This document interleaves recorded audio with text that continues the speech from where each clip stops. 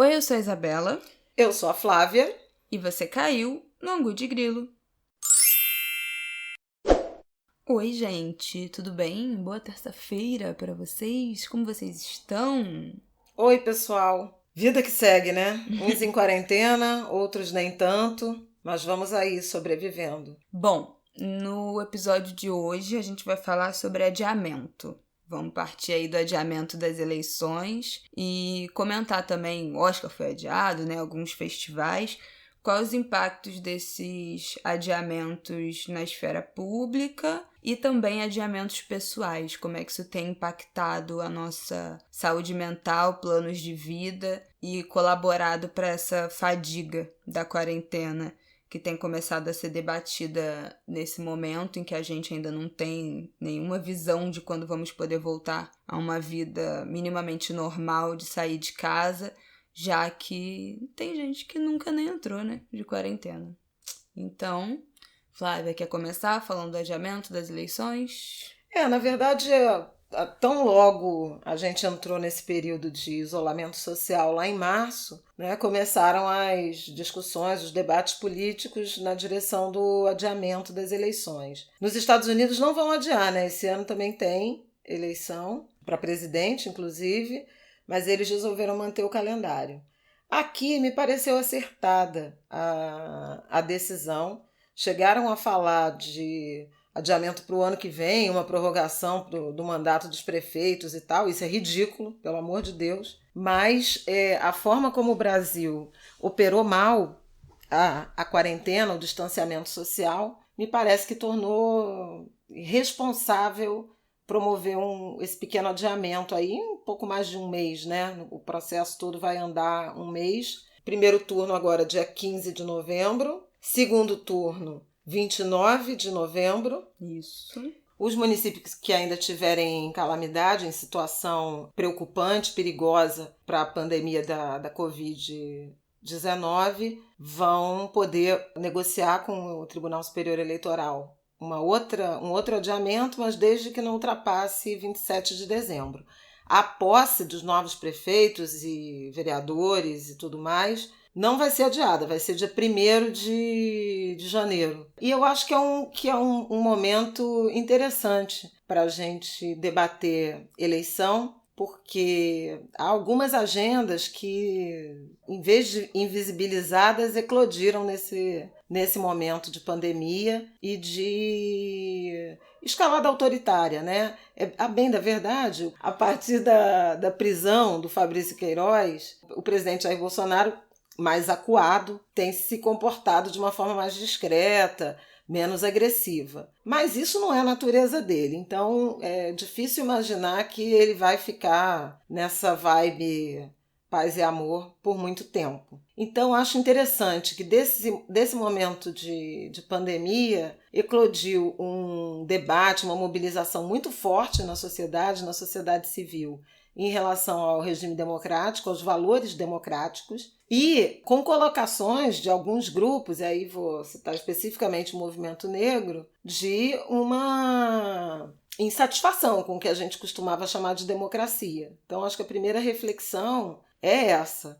A nossa saudade, né, a melancolia, é por que democracia? Uma democracia sempre sobre-representada pelos homens brancos, hétero, de meia idade, e alguns de gordas contas bancárias. Eu acho que é isso que está posto num desenho de defesa de uma democracia que seja mais inclusiva, que tenha mais diversidade. E aí, me parece que essa será uma oportunidade.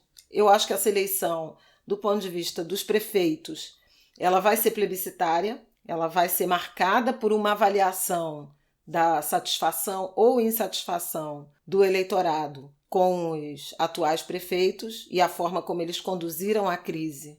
Me parece que vai ser fundamental para essa avaliação do eleitorado e talvez uma campanha que debata uma agenda de mais responsabilidade do Estado pela oferta de direitos, né, dos direitos sociais no país.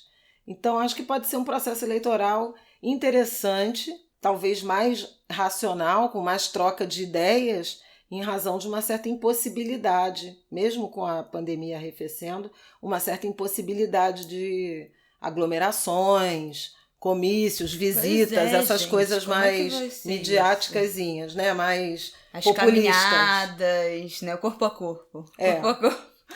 Eu acho que vai ser menos corpo a corpo e mais debate de ideias. Mas o debate de ideias, eu espero que direcionado a uma sociedade muito mais consciente da necessidade do diálogo entre sociedade civil, governos e entre os poderes, de mais investimento e mais responsabilidade do Estado, o Estado aquele, né, com E maiúsculo, em relação aos direitos constitucionais jamais cumpridos. Então a gente está falando de educação, uma lástima, 18 dias já sem ministro da Educação, saúde, mais de 2 meses sem ministro da Saúde. 52 dias nessa segunda-feira. Escândalos, né, nas verbas da saúde para combate à pandemia, escândalos de corrupção, o que também é absolutamente importante de se discutir, a agenda e o controle dos órgãos, das instituições, na direção de governos éticos, a punição dos responsáveis. Eu acho que a gente já falou aqui antes que uma coisa boa foi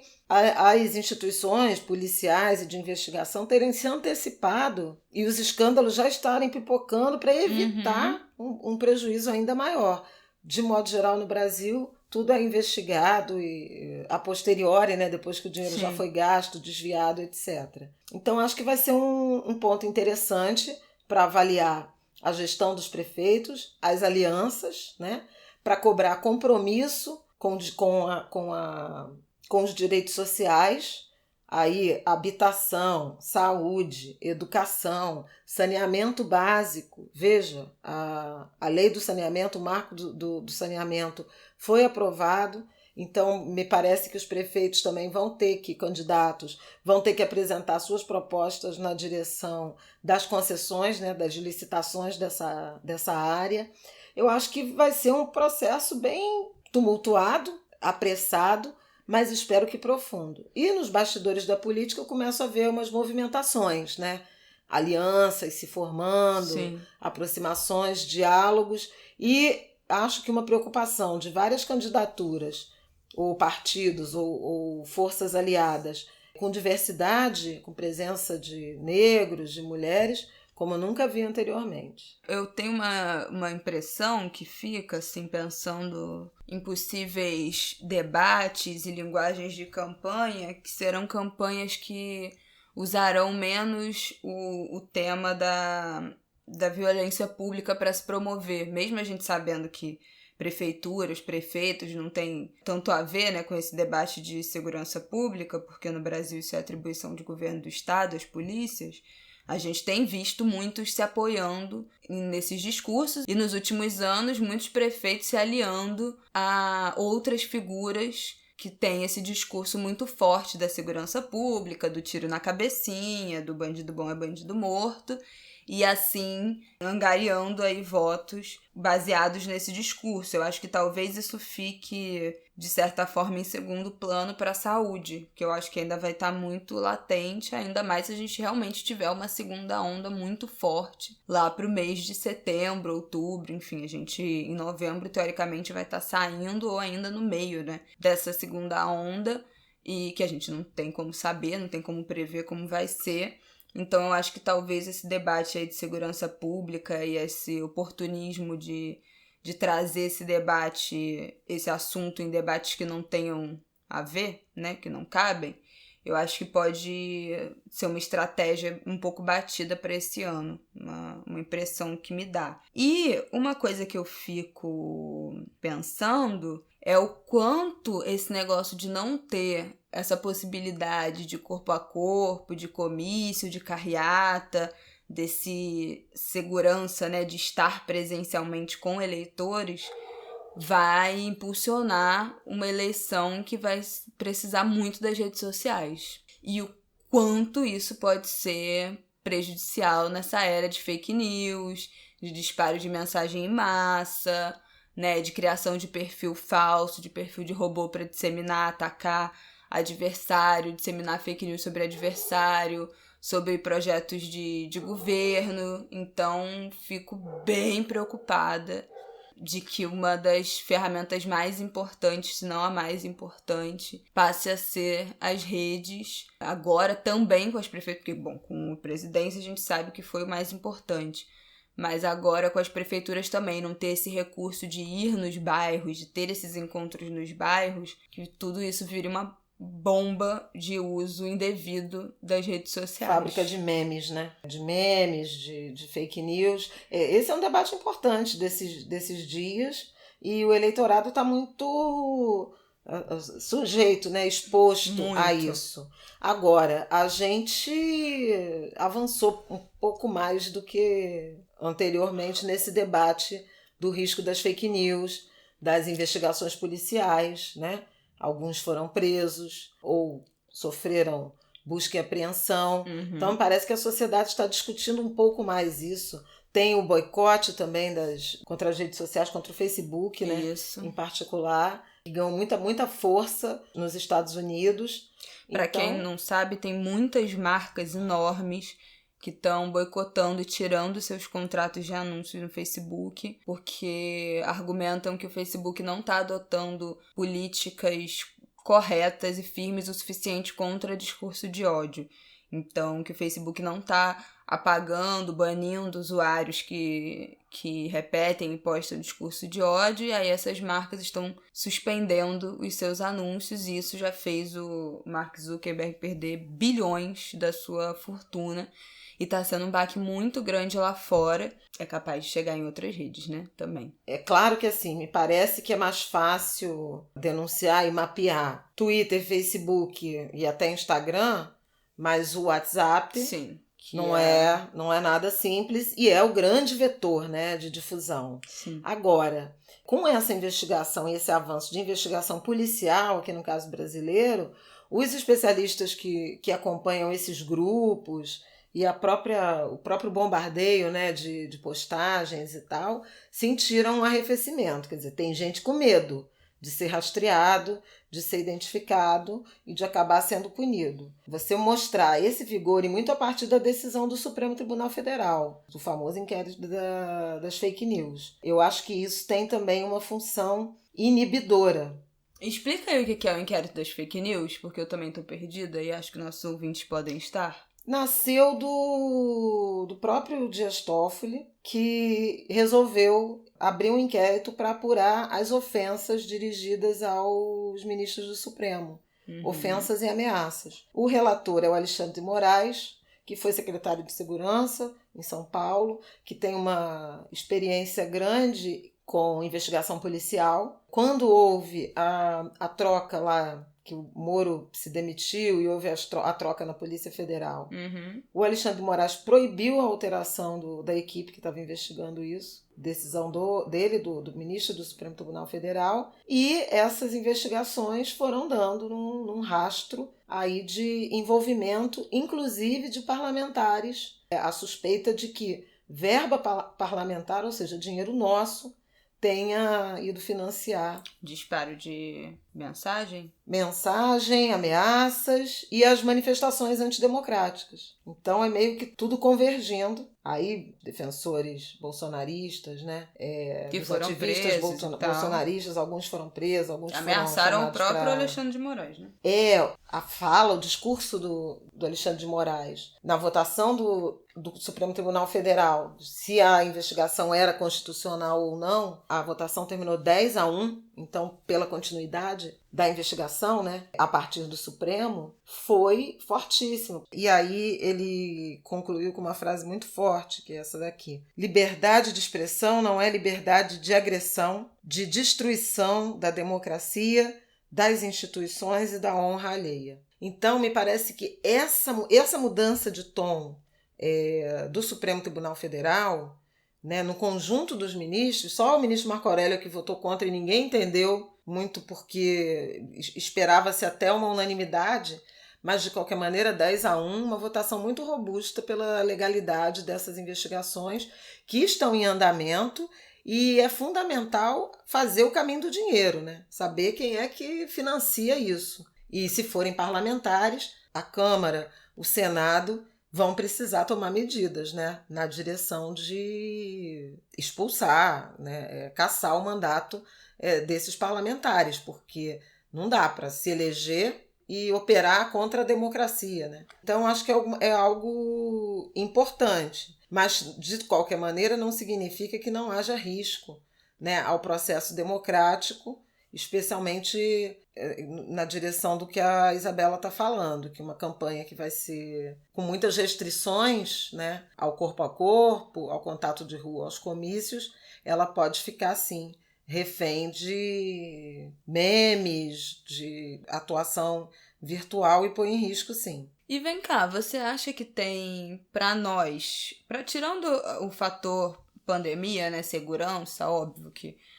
o adiamento é melhor porque a gente vai ter condições de sair de casa, votar e tal, com mais segurança em relação ao vírus. Mas fora isso, você acha que tem vantagens ou desvantagens eleitorais desse adiamento? Pra gente que é eleitor é melhor porque a gente vai ter mais...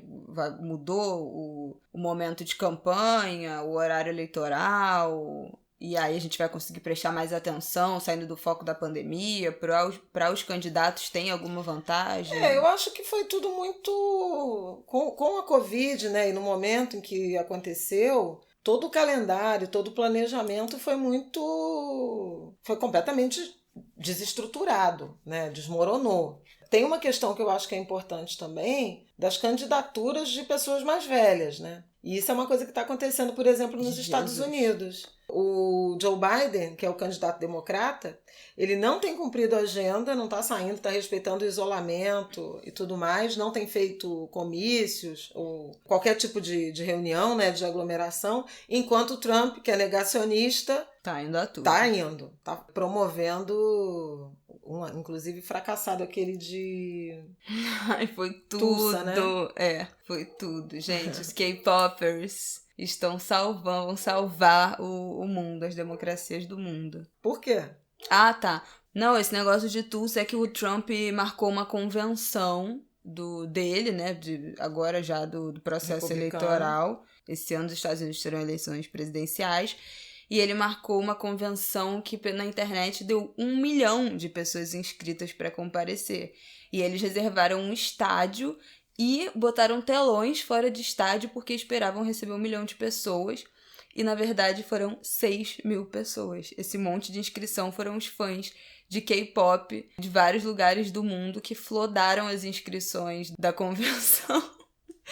E aí foi um fiasco, porque eles estavam num estádio de mais de 20 mil lugares e só tinham 6 mil pessoas. E tem uma imagem, assim, depois do Trump com a gravata desamarrada, solta, assim, descabelado, cabisbaixo, saindo do lugar, que foi uma imagem bem icônica no mês passado. Ele muito derrotado.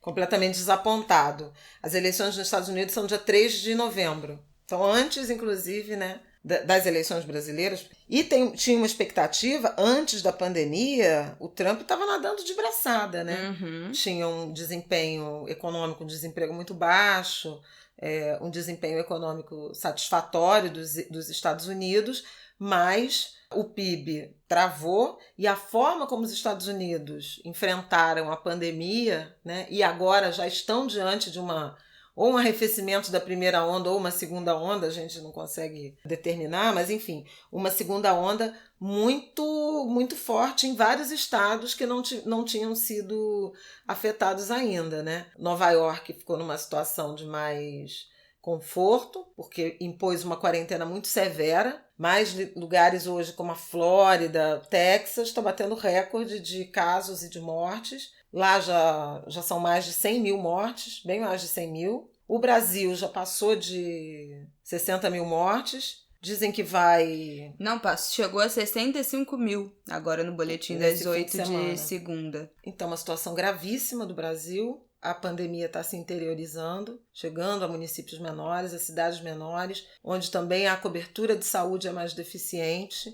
Então, muitos pacientes terão de migrar, terão de ser transferidos para a capital, o que pode aumentar o risco de contaminação. Afora essa flexibilização absolutamente precipitada, né? Com as pessoas abusando, né, do direito de sair, de retomar a vida e o trabalho. Então, uma situação muito difícil, tanto lá quanto cá. E me parece que aí, nesse sentido, voltando à pergunta que você me fez, né, eu acho que um adiamento das eleições no Brasil ajuda um pouco a arrumar esse ambiente que ficou completamente em suspense por conta da pandemia. Então, as negociações de alianças político-partidárias, as definições de candidatura, tudo foi se atrasando, e aí esse tempo pode ser positivo. Acho que também para o eleitor, porque imagina você estar ainda no meio da pandemia, hoje, nesse momento, já está definindo as candidaturas, ninguém está pensando nisso. Então tem uma definição mais clara, né, do que vai acontecer, do que é o processo político, do que serão as eleições, quem serão os candidatos.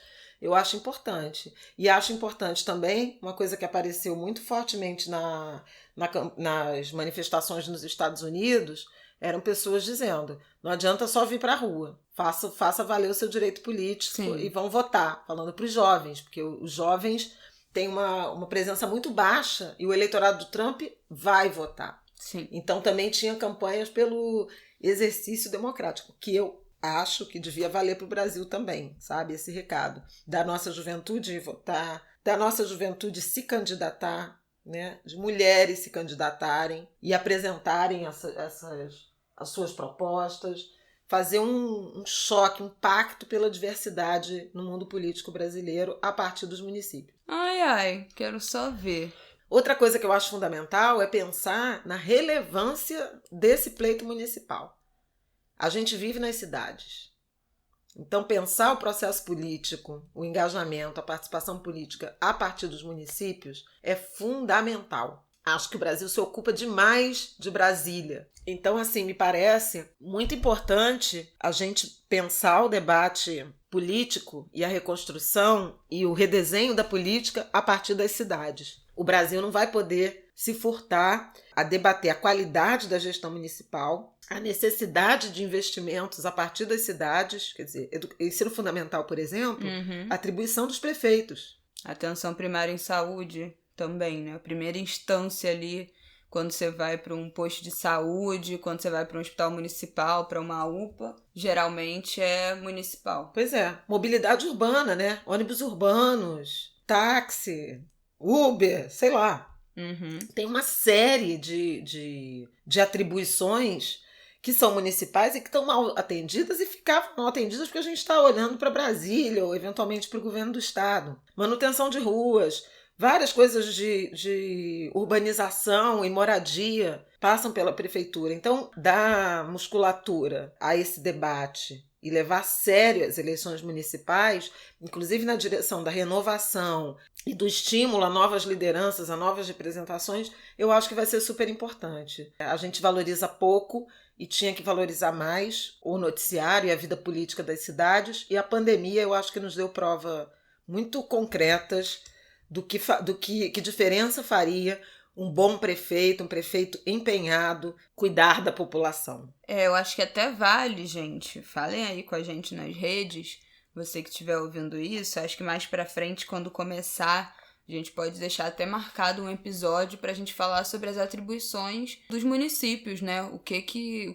a gente pode responsabilizar e cobrar das prefeituras, do governo municipal, sobre a nossa vida, o que tá no escopo do município responder e se responsabilizar, porque essas divisões são realmente muito difíceis, né? A gente vira e mexe, se vê cobrando o governo federal e os governadores por coisas que não são de suas competências, que a gente deveria estar cobrando os prefeitos. E é fato, as decisões das prefeituras e a responsabilidade da prefeitura e do governo do estado impactam nossa vida muito mais do que qualquer decisão e qualquer opinião de qualquer presidente. A nossa vida é muito, muito regida e impactada pelas governanças locais. Então, acho que vale a gente fazer um episódio aí falando dessas responsabilidades e competências das prefeituras e como funciona essa hierarquia, né, dos governos municipais, vereador, Câmara Municipal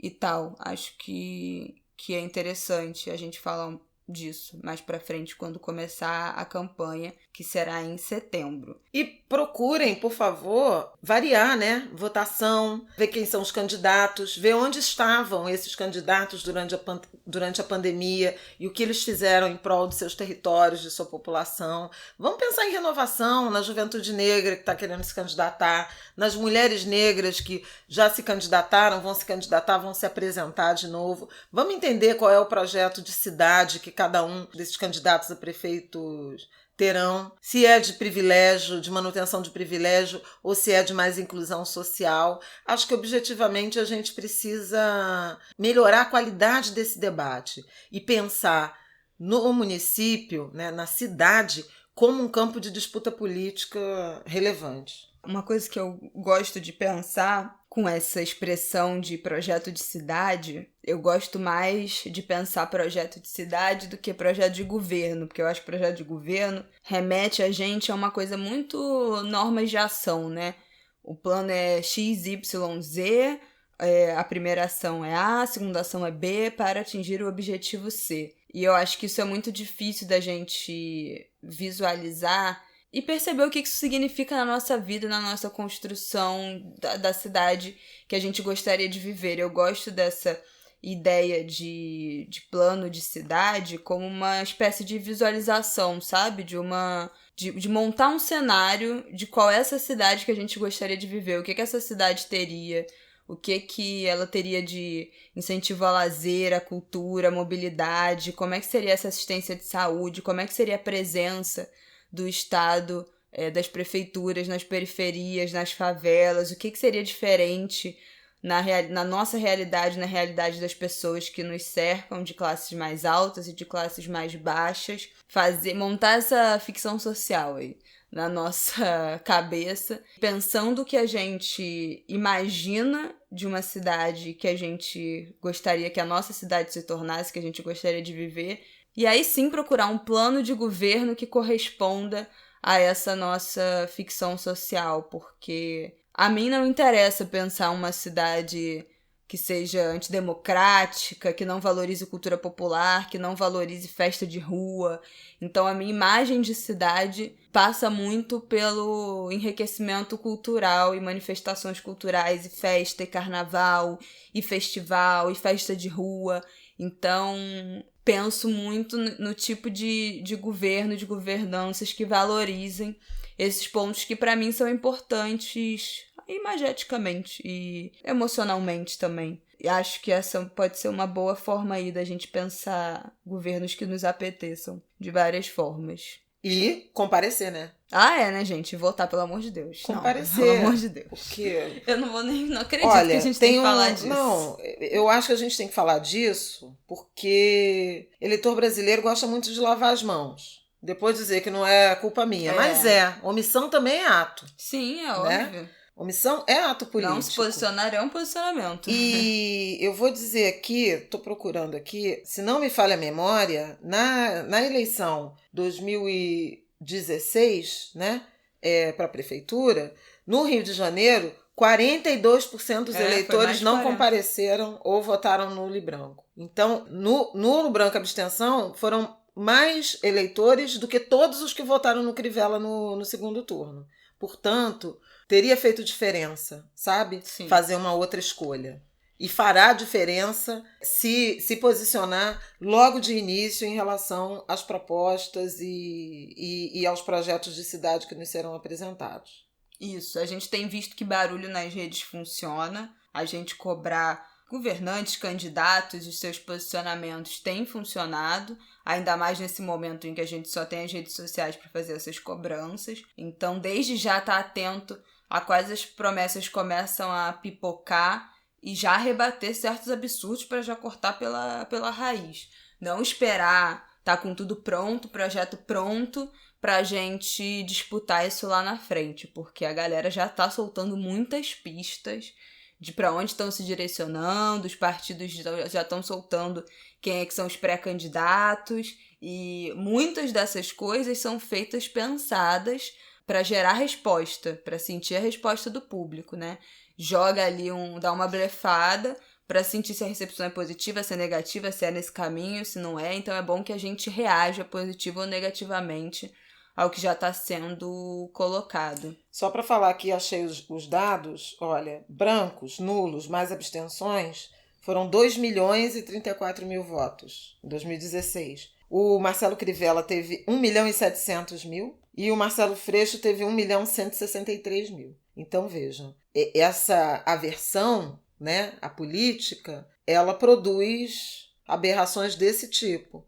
E acho que é importante, especialmente no primeiro turno, há muitas opções para serem votadas. 2 milhões de pessoas mudam o resultado de uma eleição se eles tiverem, ou de um segundo turno, se tiverem um comparecimento maciço. Então acho que está na hora de a gente ter responsabilidade também com a nossa cidade, com o lugar que a gente vive. Os jovens precisam ir votar, é muito importante.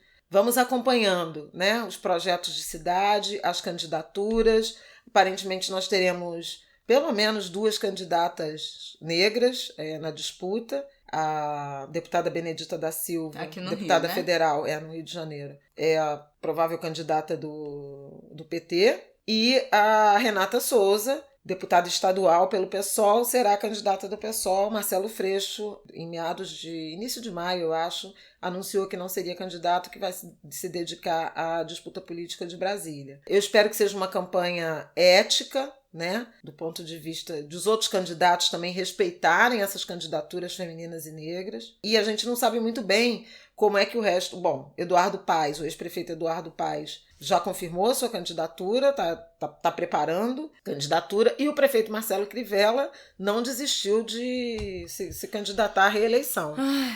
Então, vamos ver.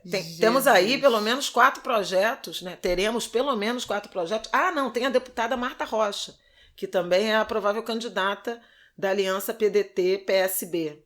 Então, aí já temos dos principais atores, né? 3 mulheres, 2 homens. Vamos ver o que vem. Jesus. Bom, acho que para finalizar eu só queria dar uma passada que a gente falou, né, de adiamentos e tal. Terminou no último dia 30 a consulta pública que o INEP fez aos estudantes sobre a nova data do Enem.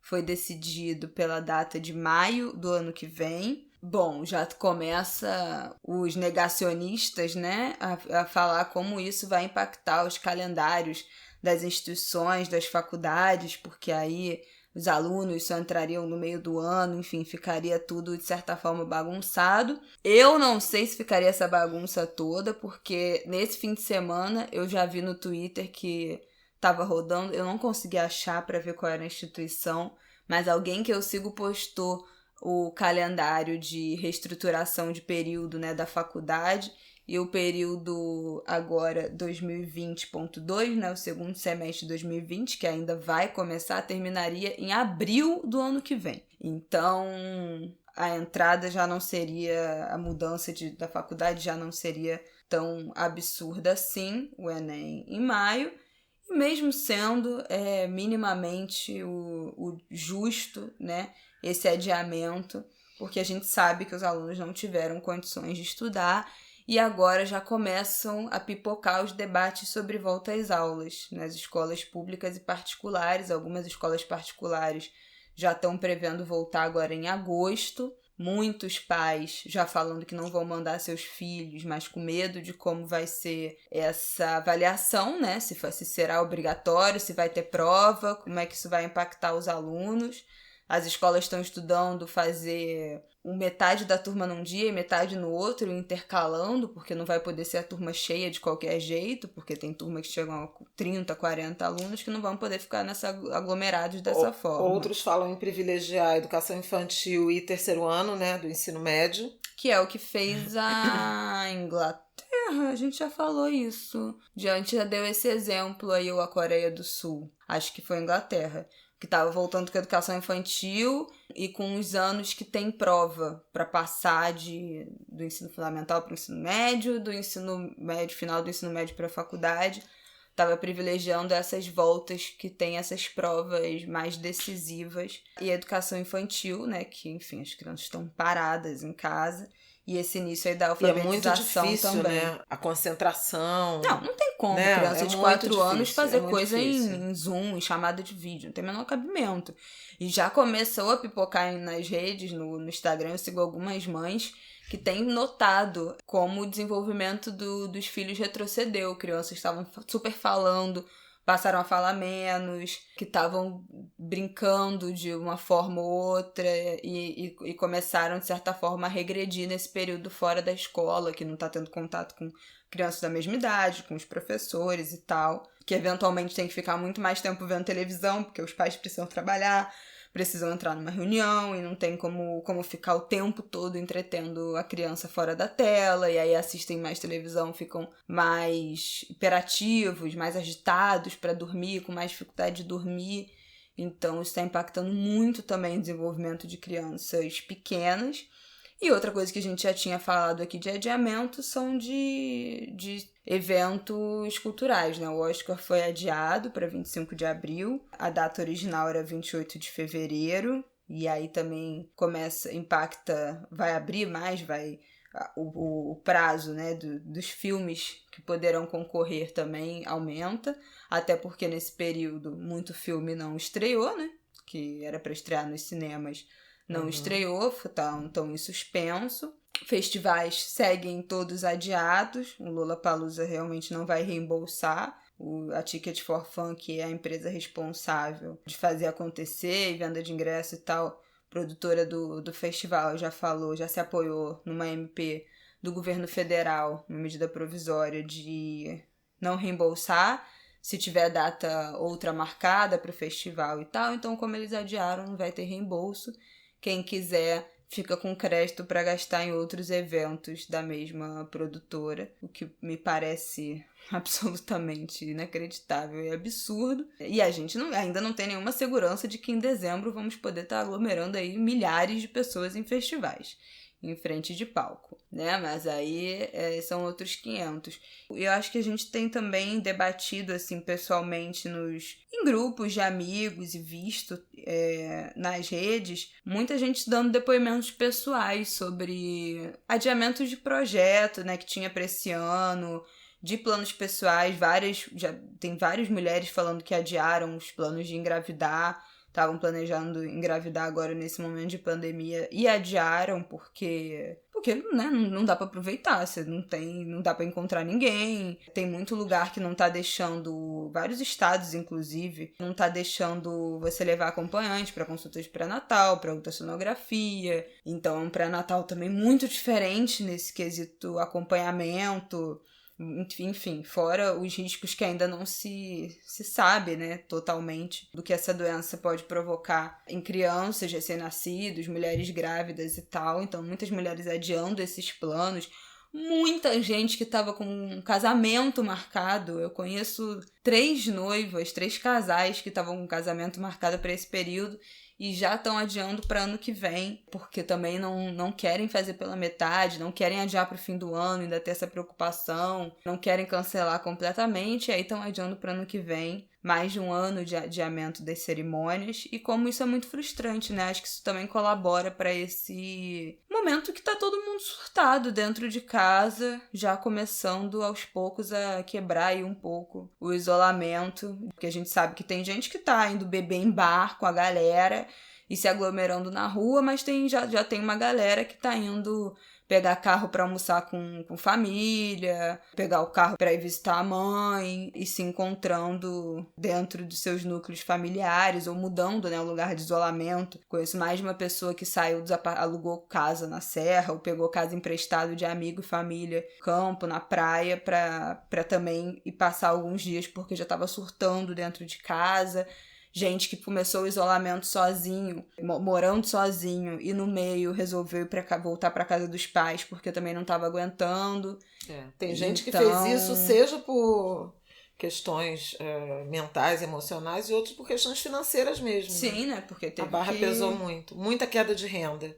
As pesquisas todas que têm mostrado os efeitos dessa pandemia falam desse empobrecimento quase generalizado, né? Muita gente perdeu parte da renda, algumas famílias perderam tudo, muita gente ficou sem trabalho e às vezes era a principal renda da família. Tem esse medo, né? A gente já falou em alguns episódios sobre essas reações, mas assim, o que mais me preocupa é realmente essa questão da educação da juventude. Semana passada, o fim da semana anterior, a Unesco divulgou uma pesquisa falando de 30% dos jovens, adolescentes e jovens, cogitando largar a escola, largar os estudos. Enfim, por vários motivos. Precisando trabalhar, não tem dinheiro, vai ter que entrar no mercado de trabalho para ajudar a família, não está conseguindo estudar, considera o ano perdido. Metade dos estudantes que disseram que pretendem fazer o Enem cogitam não fazer, justamente porque acham que não estão se preparando o suficiente. Então tem muita insegurança, de modo geral, e